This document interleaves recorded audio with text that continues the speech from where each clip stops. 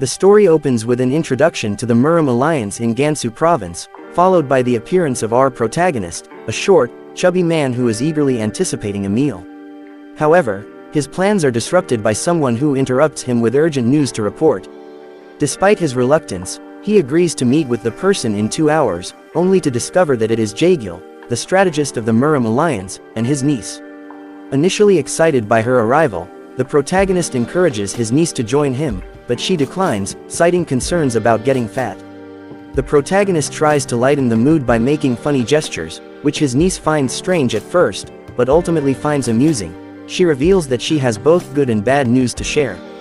The protagonist insists on hearing the good news first, which is that the Green Forest King has successfully raised cows, and their beef is of the highest quality. However, she also delivers bad news. A letter from the Hyeonam branch warns that the Sword Saint is on the move and will likely arrive at the Muram alliance by the following day, leaving the protagonist shocked. Next, we are taken back in time to see the Sword Saint, a renowned swordmaster who was once considered the strongest in the land. However, 10 years ago, he disappeared without a trace, leading many to believe that he had cut all ties with the Junggu community. Suddenly, he resurfaces and challenges the leader of the Muram alliance, our protagonist, to a battle. The protagonist is stunned and decides that running away is the best course of action. Jaegil disagrees, thinking it's ridiculous, and urges him to fight using his martial arts, which she is eager to see. However, the protagonist insists on returning the title of the strongest swordmaster to the Sword Saint, which he has already enjoyed for 30 years. Jaegil is still reluctant and reminds the protagonist of the 3 legendary warriors he had defeated in the past. The protagonist dismisses this as luck and points out that he struggles to breathe just from walking. He decides to run away that night while Jaegil takes care of the aftermath, but she asks where he plans to go. The protagonist is unsure but suggests the Cow King Mountain, where the Green Forest King resides, or the Northern Sea. Jaegil, annoyed by this, decides to meet him wherever he goes in half a year, which annoys the protagonist. Their conversation is cut short when the protagonist notices something. The protagonist tells her to be quiet, and we are suddenly transported to the protagonist's perspective. We see 2 men and an injured man. The injured man urges them to send a message to the Alliance, informing them that the Hyeonam branch has fallen, and it was taken down by the Sword Saint, who killed everyone. The protagonist is visibly upset by this news. The Sword Saint used to be known for his righteousness and was respected by everyone. The protagonist believes that the only explanation for his erratic behavior is energy deviation.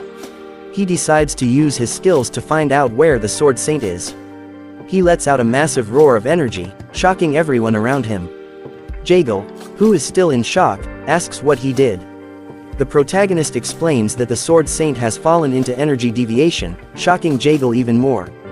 The protagonist is still in shock and wonders why the Sword Saint would do such a thing. He decides to go find the Sword Saint right away, but Jaegil asks him to wait. Without responding, the protagonist leaps through the roof in a flash.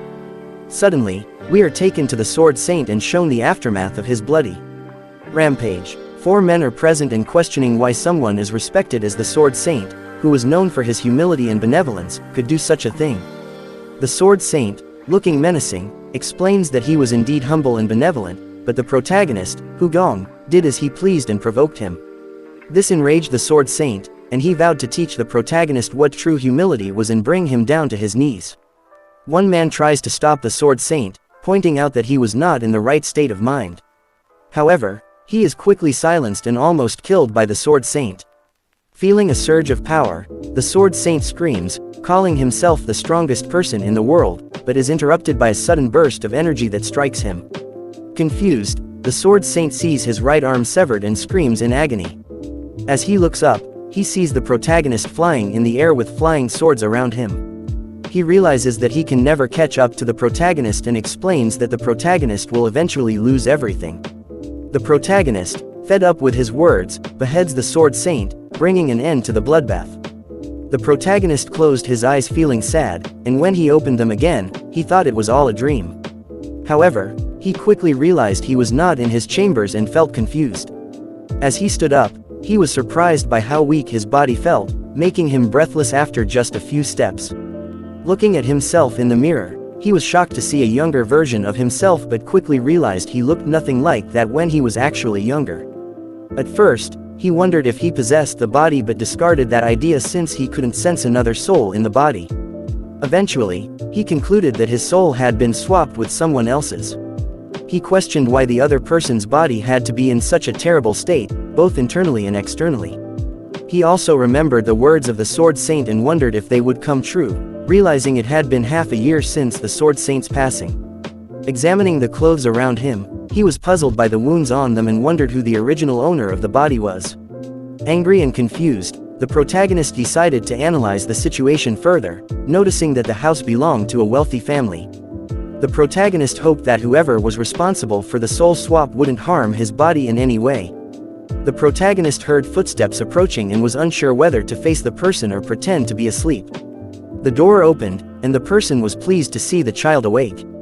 The protagonist realized that the person was not responsible for the soul exchange since they referred to him as a child instead of an alliance leader.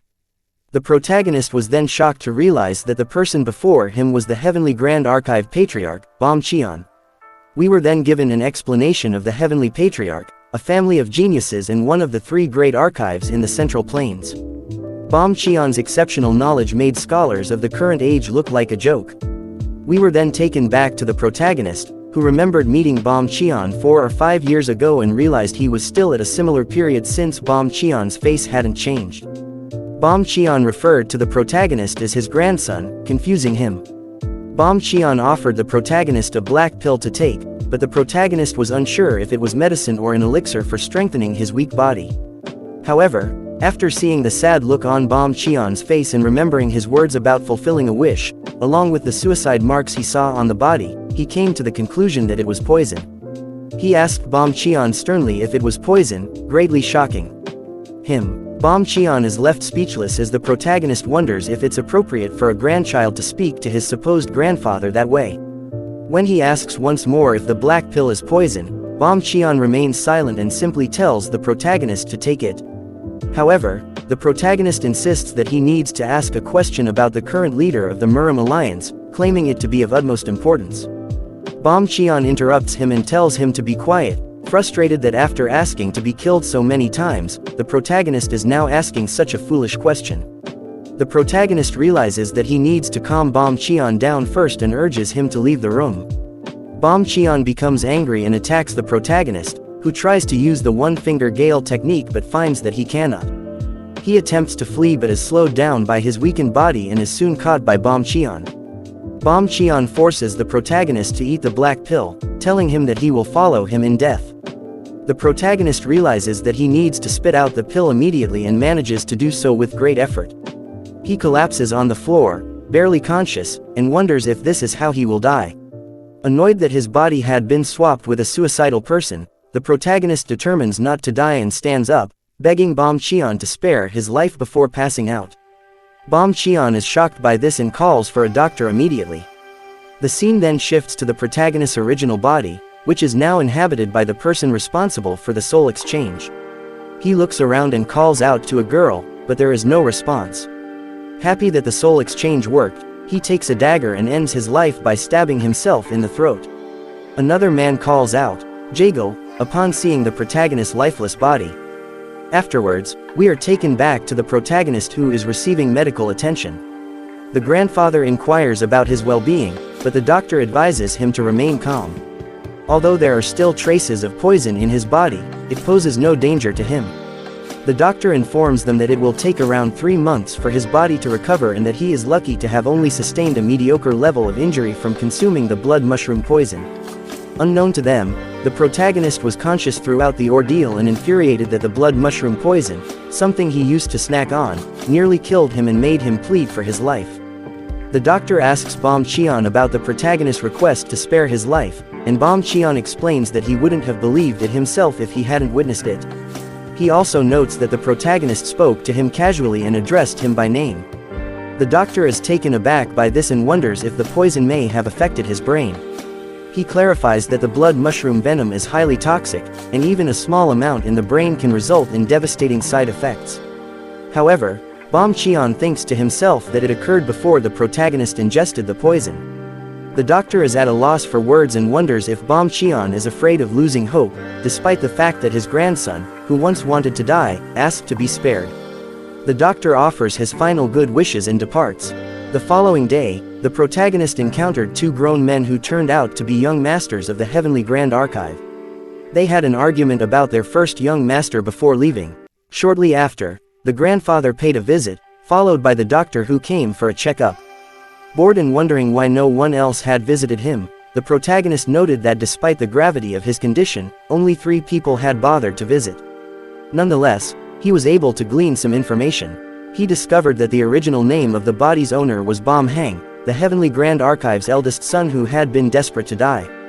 The protagonist also learned that the parents of the original owner had passed away since they did not visit their son.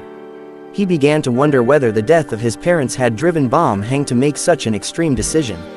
Observing the strange behavior of those around him, including the grandfather's attempted filicide, the protagonist surmised that none of them were normal.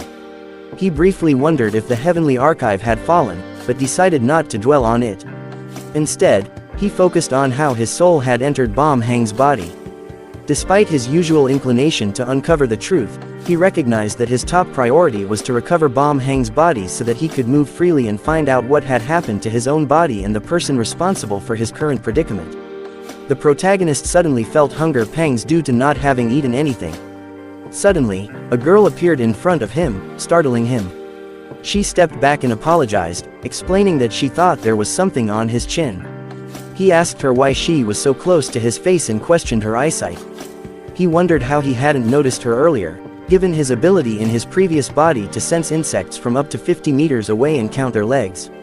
When he asked for her name, she expressed shock that he couldn't remember, suggesting that the poison may have damaged his brain, as the doctor had warned. She then introduced herself as MANHWA, and the protagonist was pleasantly surprised by the balance in her physique, wondering if she knew martial arts. He told her that the damage he had suffered was severe and asked her to make him some porridge. The girl was shocked by this request and asked if he was trying to regain his strength to commit suicide, tears in her eyes. She pleaded with him not to take his life, explaining that the patriarch and young masters were all exhausted because of him. The protagonist was perplexed by the girl's dramatic behavior. He acknowledged her concerns but expressed a desire to eat something. She refused to trust him, and he declared that he would starve, which only served to anger her further. She insisted that he needed to eat. The protagonist surmised that she was probably assigned to prevent Bom Hang from committing suicide, given her martial arts skills. He concluded that arguing with her over trivial matters was pointless and decided to ask her about things he was curious about. He inquired about the current leader of the MANHWA Alliance, and she questioned why he was suddenly interested. He flattered her into revealing the information, and she described the leader as a fat pig who claimed to be the strongest man in the world, despite spending all day eating. She also mentioned a rumor that he had killed the Sword Saint. Just as she was about to reveal the leader's name, the protagonist interrupted her, urging her to forget it. He expressed disappointment and questioned how she could speak so harshly about someone behind their back. She justified her comments by describing the leader's appearance, which annoyed the protagonist. He defended the leader's character, claiming that he was a man of great presence who worked hard to maintain the peace and order of Jonggu. She asked if he was okay, and he explained that a chubby person could be charming and that he wanted to become like the MANHWA Alliance leader. Shocked by his comment, she rushed off to prepare a meal for him. The protagonist was relieved to still be in the same timeline after their conversation and pondered whether Bom Hang had really switched bodies with him. A sudden thought occurred to him, but he dismissed it. After 10 days, the protagonist regained enough strength to stand on his own. He diligently followed the doctor's instructions by taking the prescribed medicine and eating at least 2 bowls of porridge, which relieved his pain. Meanwhile, the protagonist's grandfather was surprised by his changed behavior. However, the doctor reassured him that it was a blessing that the protagonist lost his memory and that he was recovering well. The grandfather was afraid to get his hopes up, thinking that the protagonist might be pretending, but he hoped that the doctor was right. Suddenly, the grandfather expressed disbelief that the leader of the MURIM alliance would take his own life. The doctor agreed with him, and the protagonist, who was still conscious, was greatly annoyed by their conversation and ground his teeth. He realized that his soul had nearly switched with Bom Hang's and wondered if Bom Hang was behind the swap. The protagonist was frustrated that Bom Hang didn't even bother to discuss it with him and became determined to kill him, even though he himself had died. However, he suddenly passed out. The grandfather was shocked by the protagonist's statement that he wanted to kill someone but was overjoyed that he no longer wanted to die. Next, we see the protagonist looking distressed, wondering if it was now impossible for him to return to his original body. However, he decides not to give up and asks his maid MANHWA to train with him. This greatly shocks her. Meanwhile, outside, a group of men spy on the protagonist and report back to his grandfather that he has been working hard on physical training for the past few days. At first, his arms were trembling and he fell on the ground, but he is now able to do 7 push-ups and continues to improve every day. Bom Cheon is still shocked by this and asks why the spy did not report earlier. The spy apologizes and explains that he thought since the protagonist's body was in bad shape, he would give up in no time. The guard adds that the protagonist has been doing squats, horse stances, and even started doing splits, greatly shocking Bom Cheon. The grandfather, still stunned, explains that he knows his grandson more than anyone, saying that even breathing alone was hard. However, the spy interrupts, saying that the protagonist has been requesting his meals and eating quite a lot, as well as drinking more than a bucket of water ever since his training began. He thinks it's the same thing as what happened a year ago. We are then taken back to a year ago when Bom Hang suddenly showed a change in his attitude. He looked cheerful, ate his food, and even took a stroll with a smile on his face. It was as if he was starting a new life, so everyone was happy for him. However, when everyone let their guard down, he tried to hang himself. Fortunately, he was discovered before he died and was saved. However, no one could forget him laughing like a madman with bloodshot eyes. Next, we are brought back to the scene where the grandpa speaks with the spy who expresses his belief that the protagonist is training hard to take his life. The spy urges the grandpa to stop him from getting stronger, but the grandfather chooses to believe in him and refuses to hinder his grandson's recovery out of fear. The grandpa informs the spy that he will speak to the protagonist himself, and the spy leaves. We then see the grandpa conversing with the protagonist, asking if he has regained his memory. The protagonist responds that he still has no recollection and no progress has been made. The grandpa notices the protagonist's progress in his leg flexibility, with the protagonist revealing that he wants to improve his body and live a life that is not soft like porridge. The grandpa asks what he plans to do, and the protagonist shocks him by doing 7 push-ups and then squat jumps. The protagonist then informs the grandpa of Bom Hang's death, the eldest son of the Heavenly Archive, explaining that since he is dead, he can no longer die. When the grandfather asks who he is, the protagonist claims to be the strongest man in the world, leaving the grandfather wondering if he has gone crazy. Next, we see Heavenly Grand Archive 3rd Master Bom Bumung offering a drink to Heavenly Grand Archive 2nd Young Master Bom Yoon. They discuss the protagonist, with Yoon questioning Bumung's belief that the protagonist has lost his memories and is simply training to become healthier. Yoon recalls the protagonist's laughter and says that he cannot be trusted, and will likely betray them in the future. However, Bumung still believes there is hope, citing that even their grandfather has said that things are different this time around, which causes Yoon to laugh. Yoon then reminds Bumung that the protagonist has been a demon for some time and that won't change. He believes that the protagonist's death is the only way for everyone to attain peace. As Yoon is about to leave, Bumung urges him to talk to their big brother, the protagonist, saying that he is different from the past and was happy when he was with him. This angers Yoon, who trashes the whole inn and grabs Bumung, reminding him that he had warned him that he would kill Bumung himself if he ever referred to the protagonist as their elder brother. Their argument is interrupted by a random stranger who tells them to drink quietly and then proceeds to attack Yoon. However, Yoon easily dodges the attack and counters with a huge blow that knocks out the stranger. He then asks how dare the stranger pick a fight with him when he is so weak. Frustrated, Bumung asks Yoon how long he intends to run away, saying that he is afraid of their big brother and is not brave enough to get closer to him.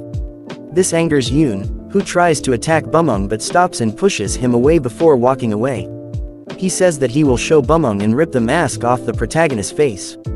The next scene shows our protagonist engaged in training, performing sit-ups, jump squats, and maintaining a horse stance for 8 minutes. Songhwa then takes the protagonist to the next level by swinging a stick and urging him to jump. Pleased with his performance, she encourages him to do 2 more sets, but the protagonist suggests doing only 10, as it would be too difficult to do more. Songhwa feels flattered, thinking that the protagonist is worried about her, but he admits to himself that he is more concerned about his own abilities. After completing 10 reps, they decide to rest for the night, and the protagonist falls to the ground exhausted. However, he can't resist trying to do a handstand, and Songhwa helps him. Suddenly, they notice someone approaching them, and to their surprise, it's the second young master, Yoon. Yoon starts cursing at the protagonist, greatly annoying him. The protagonist is shocked to hear that Yoon is his biological brother and wonders why he is acting like an uneducated drunkard.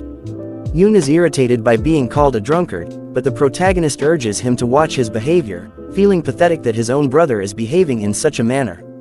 Yoon reminded the protagonist of his numerous suicide attempts, calling him pathetic. He also mentioned that the protagonist had tried to suppress his memories and that he knew the protagonist was just seeking a new way to end his life. Yoon further explained that everyone else wanted the protagonist to die on his own. Suddenly, Yoon became bewildered by the protagonist's behavior. The protagonist ordered Songhwa to fetch a stick for him, leaving her shocked by his request. She hurriedly complied and handed over the stick to the protagonist.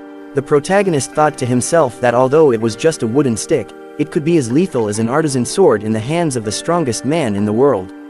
He was confident that his training had equipped him with the necessary skills to use his footwork and ensure his victory. The protagonist told Yoon that he had decided to give him a wake-up call personally. Songhwa, frightened, pleaded with the protagonist to stop, informing him that Yoon was trained in martial arts. However, the protagonist urged her to step back and called out for the spies hiding to listen carefully and not interfere in their fight. Yoon, preparing to fight, made a bet with the protagonist that if he could land a hit with the stick, he would call him Big Brother. The protagonist launched an attack on Yoon, catching him off guard and hitting him with a stick. Yoon was shocked and wondered how the protagonist managed to land the blow, but he dismissed it as a coincidence. The protagonist urged Yoon to address him as Big Brother, but Yoon agreed to do so while making it clear that he would not treat him as such. This angered the protagonist, causing him to continue hitting Yoon repeatedly. Songhwa and Bumung pleaded with the protagonist to stop, but he ignored their pleas and continued his assault on Yoon. Yoon was baffled by the sudden increase in the protagonist's strength and recalled what Bumung had told him, which made him furious. Yoon tapped into his ki and used the revolving strike technique to try to kill the protagonist once and for all. However, the protagonist smiled and easily dodged the attack. He was determined to punish Yoon in a different way and proceeded to use the Nutcracker move, crushing Yoon's testicles. Yoon fell to the ground, shocking everyone present. Bumung attempted to approach Yoon, but the protagonist ordered him to stand back, indicating that he was not finished. He continued hitting Yoon until Songhwa intervened, trying to stop the protagonist. Yoon stood up and called the protagonist Big Brother, apologizing and begging for mercy. However, the protagonist was still annoyed and asked Yoon if he knew who he was. Yoon was confused but remembered what their grandfather had said about the protagonist being the strongest man in the world. He called the protagonist by that title. The protagonist's mood lightened, and he decided to continue beating up Yoon. He ordered Yoon to get on all fours, and despite Yoon's pleas to wait, the protagonist became more agitated by Yoon's defiance and concluded that Yoon had not yet learned his lesson. Yoon immediately complied and got on all fours. The protagonist asked him how many hits he wanted to take, to which Yoon replied with 5. However, the protagonist decided to give him 7 hits and asked Yoon to engrave each one into his heart. With great force, the protagonist unleashed one of his legendary techniques, the reverse push-ups 25 rounds of strength, hitting Yoon and causing him to scream in agony. Yoon is lying in his room, in pain and reflecting on how the protagonist could easily beat people up. Despite this, Yoon realizes that he has started to call the protagonist Big Brother again, after years of swearing not to. He remembers that he used to call him that when the original owner of the body, Bom Hang, was renowned as a genius whom Yoon respected greatly. However, after Bom Hang shattered the family, Yoon became the most disappointed and furious person of all. Yoon had believed that Bom Hang would come to his senses and change, but after being disappointed several times, he gave up. Yoon wonders how someone who has learned martial arts like himself could not dodge the protagonist's attacks. He considers whether the protagonist might be a genius who has achieved such a high level of skill in a short period of time, but he dismisses the thought as Bumung enters the room. Bumung begins to cry and begs Yoon to forgive him. Yoon is confused about what he is talking about, but Bumung explains that he believes Yoon allowed the protagonist to hit him repeatedly in the same spot. To boost his confidence, Yoon is taken aback by this, but Bumung confirms that Yoon did let the protagonist hit him on purpose. Yoon suddenly realizes that although his swings may be nonsense, there is a vast difference in their skill levels. He wonders if the protagonist is really the genius of the Heavenly Grand Archive. Suddenly, Bumung announces that he cannot stand by and do nothing after what Yoon went through, and decides to avenge him. The following day, we see the protagonist exercising and reflecting on the previous night's events. He realized that it took a long time for him to knock out Yoon and that his soul was not completely synchronized with his body. He acknowledged that he could improve his spirit and energy through effort but was concerned about his mind since he could not gain Bom Hang's memories. He wished he could have access to Bom Hang's memories. Songhwa interrupted the protagonist's thoughts by telling him that Bumung wouldn't be visiting because he beat up his second brother. However, the protagonist insisted that Bumung would come over and be happy about what happened. Bumung arrived shortly after, visibly angry. He lashed out at the protagonist, who urged him to calm down. Bumung then got into a fighting stance, determined to avenge Yoon. The protagonist was surprised at how skilled Bumung was with the nunchucks. Before the fight could begin, Yoon entered the room and hit Bumung on the head. He then paid his respects to the protagonist, which shocked everyone. The protagonist was pleased by Yoon's gesture, and they exchanged gestures. Next, we see Bom Cheon and a frail-looking man in bed welcoming the brothers. Yoon greets them, and the protagonist's uncle Bom Gang acknowledges that he has heard that the protagonist is much healthier now. The protagonist confirms this and realizes that Bom Gang couldn't visit him earlier due to his own illness. They exchange pleasantries, and the protagonist notices that Bom Hang's hands are weak. The protagonist explains that he has lost his memories and asks Bom Hang where he feels unwell. Bom Hang, avoiding eye contact, explains that it's an illness of the mind, making the protagonist realize that he is scared of the original owner of the body. The protagonist asks if it's because of Yoon, to which Bom Gang confirms and urges the protagonist to teach Yoon a lesson for him. They then take their leave, and Yoon asks if the protagonist is heading to the bedchamber, informing him that he is also going in that direction and urging them to go together, to which the protagonist agrees. While walking, the protagonist thinks that after meeting Bom Gang, he is finally certain that all the evils of the Grand Archive began with Bom Hang. He explains that Bom Gang couldn't look him in the eye, and many people in the household gave the same reaction. He wonders what happened to the Heavenly Archive and Bom Hang, and decides that if he can find out, he will discover Bom Hang's memories. Yoon interrupts his thoughts by calling him Big Brother, and asking if he remembers anything from when they were younger, but the protagonist explains that he doesn't. Yoon then asks if he is thinking about the archive, stunning the protagonist. He explains that he and Bumung used to go there to find him, but they stopped seeing him there after he changed. The protagonist gets excited, realizing that's where he could find clues about his memories, and heads off to the archive right away, stunning Yoon. We then see the protagonist's grandfather and uncle, who are pleased about the protagonist's change in personality, crying tears of joy. They are interrupted by Yoon, who tells them that the protagonist has gone to the archive to find clues to his memory, which stuns both of them. As the protagonist arrives at the archive, he begins to search around and eventually comes across a book titled Winter, which catches his attention. As he picks up the book and starts to flip through it, a couple of other books fall from the shelf which he also picks up. To his surprise, he realizes that they are letters sent to the same person by someone named Ju Yong. He believes that Ju Yong might have helped Bom Hang with the soul swap and decides to go through them later, keeping the letters with him. As he drops the book, he suddenly notices a distortion around him and realizes that he is trapped in an illusion. He soon discovers that placing the book back in the correct place activates the trap.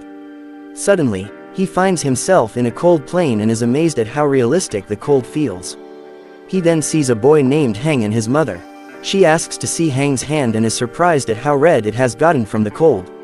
Despite Hang's insistence that he is a man and can withstand the cold, his mother urges him to wear her hand glove as she knows how delicate he is better than anyone. After building a snowman, she decides to show it to Hang's father and calls out to him while Hang tries to stop her. The protagonist steps out from behind, realizing that he is witnessing happy memories from the past and that he has been transported to a different time. He then steps through a portal and sees Hang's mother sick, with his father trying to take care of her. She is happy to see the plum blossom with her family, and while discussing it with her husband, they are interrupted by Hang.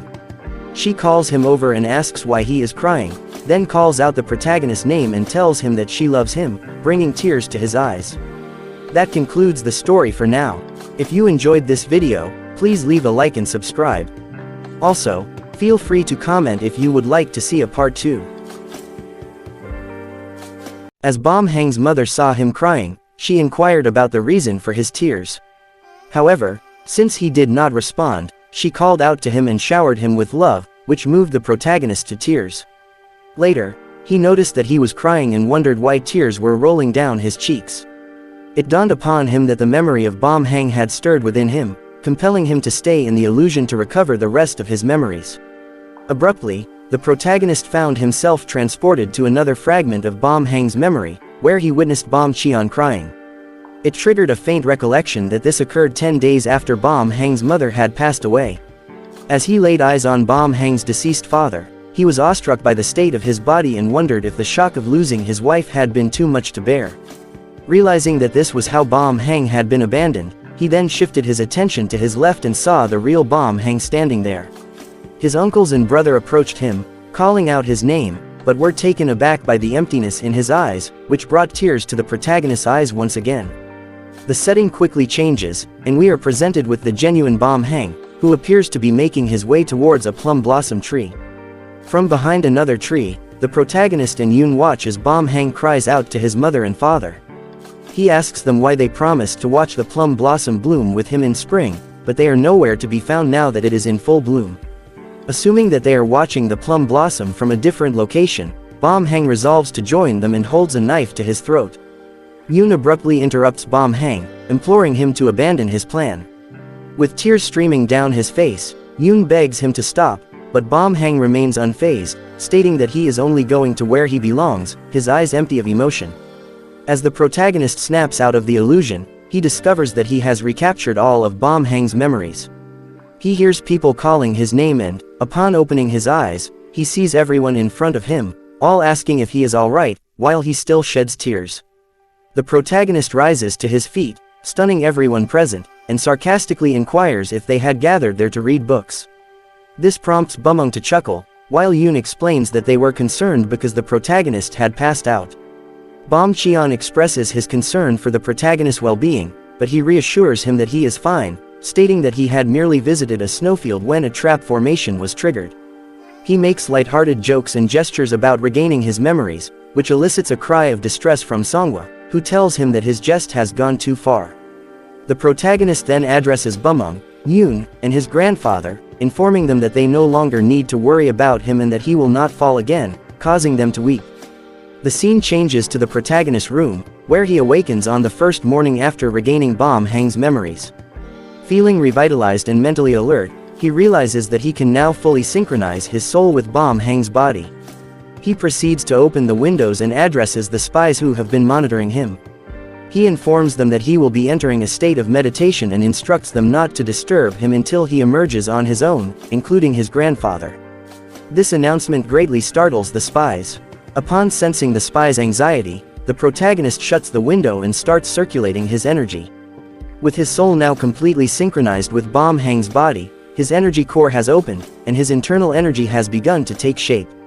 He reflects on an important realization from Bom Hang's memories, that Bom Hang had nothing to do with the soul exchange.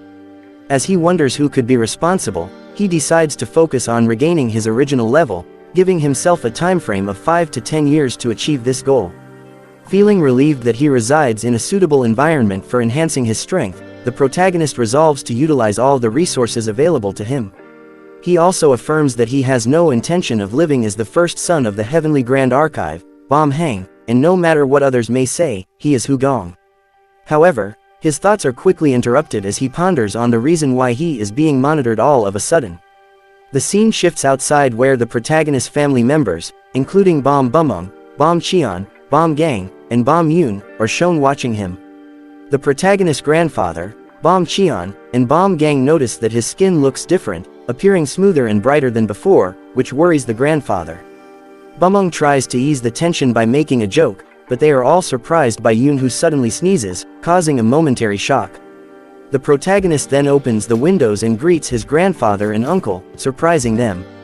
The grandfather asks why he has been meditating for hours without eating anything and if there is anything wrong. The protagonist realizes that they still don't fully trust him and explains that he just feels a bit different after regaining all of his memories. Bom Cheon is shocked by this, but the protagonist reassures him that he is still the same person as the previous day. This brings tears to Bom Cheon's eyes and everyone starts crying, making the protagonist feel uncomfortable and wondering if he should cry as well. The scene shifts to the protagonist gazing at the sky, where he realizes the reason why the Heavenly Grand Archive is one of the 3 great archives. He explains that after regaining Bom Hang's memories, he could see hundreds of trap formations deployed, and what's even more impressive is that he knows each trap formation in his head. With this knowledge, he decides to make good use of it and calls out to his grandfather. The grandfather asks what's wrong, and the protagonist invites him in for a talk. He then explains that he needs elixirs to strengthen his body, and the grandfather assures him that it won't be a problem, telling him to manage the mountain ginseng and tuner fleece flower in the secret vault for now. With this, the protagonist then walks outside with his grandfather and notices Bumung and Yoon waiting outside. He inquires about their presence, but before they can answer, he interrupts them and asks to speak with them. The protagonist informs Yoon that he needs him to investigate the current situation of the Heavenly Grand Archive for 3 days and provide a report on both internal and external affairs. However, Yoon dismisses the idea, saying that the clan manager is already aware of everything happening in the clan and suggests that the protagonist should talk to him instead. Yoon also mentions that he is currently away on external business and will return in 10 days, assuring the protagonist that he will have an answer upon his return. The protagonist is left speechless and astonished by Yoon's response. The protagonist reminisces about the trusted clan manager, Gawik-do, who had helped to support and manage the Heavenly Grand Archive when it was in disarray. This leads the protagonist to wonder why the second son of the archive is unaware of such an asset. As Yoon starts talking about wanting to spar with the protagonist interrupts him by calling out his name and instructing him to get on the ground, which stuns Yoon. The protagonist then begins to spank Yoon, while questioning whether it is Yoon or the clan manager who truly owns the clan. Yoon pleads for mercy and promises to personally find out the information that the protagonist requested. The protagonist turned to Bumung and asked him how many trap formations were present in their clan estate, leaving Bumung speechless. With a terrifying tone, the protagonist asked again, and Bumung reluctantly replied that there were only 100. The protagonist then ordered Bumung to get on the ground and began spanking him, questioning how the youngest son of Reincarnated could be so disinterested in his own clan. After spanking Bumung, the protagonist commanded him to inspect the trap formations with whomever he wanted to help, and to make necessary repairs. Bumung replied with a reluctant yes. The protagonist then called out to MANHWA, who graciously answered. The scene shifts to the protagonist sitting and drinking tea while requesting MANHWA to write something down for him. When she asked why, he reminded her that she had previously asked him to tell her what to do. He instructed her to write the first sentence, Ju Yong, which caused her to question whether the letter is for Sir Yong and if it would be better for the protagonist to write it himself, as he wouldn't trust the letter if the handwriting is different. The protagonist in thoughts, responded by saying that his handwriting is also different, as he had tried to imitate Bom Hang's handwriting but there is a limit to how much one can imitate. He explained to MANHWA that he just wants to see her beautiful handwriting, and the content of the letter is simply an invitation to Ju Yong to visit the Heavenly Grand Archive, so there is nothing to be worried about. As soon as the protagonist requested for MANHWA's help to write a letter to Ju Yong, she became overjoyed and started praising Ju Yong, which made the protagonist cringe. He quickly instructed MANHWA on what to write, but couldn't help but think about the letters exchanged between Ju Yong and Bom Hang. He realized that Ju Yong seemed to be in a troubled state of mind, and MANHWA wouldn't be praising him if she knew about the secrets between Ju Yong and Bom Hang. However, the protagonist pushed those thoughts aside and focused on the fact that the clan manager would be returning in 10 days, finding it ridiculous that he would take his own sweet time. The scene abruptly changes to a mysterious individual who is shocked to hear about the change in the first son of the Heavenly Grand Archive. This individual claims that the first son could never change, even if the entire world did, and suggests that he is probably just pretending to be like he was in the past. The individual reveals that he had supported and waited for the first son for a long time before taking a vase and smashing it on the ground out of boredom. It is then revealed that this mysterious individual is actually the clan manager, Gawak-do, who declares, with a creepy expression, that he ought to help the protagonist out a little.